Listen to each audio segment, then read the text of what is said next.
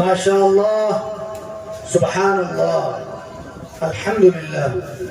আল্লাহ পাক রব্বুল আলামিনের দরবারে অসংখ্য শুকরিয়া। আল্লাহ পাক আমাদেরকে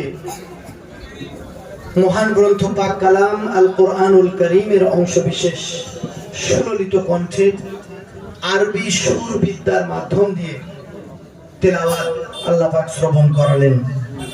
আপনারা সকলে খুশি তো নাকি? ভালো লাগছে তো?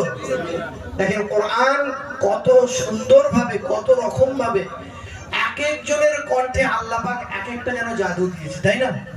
অতএব এই কোরআন আল্লাহ আমাদের প্রত্যেককে যেন সহিহ শুদ্ধভাবে তেলাওয়াত করার তৌফিক দেন, বলেন আল্লাহুম্মা আমিন।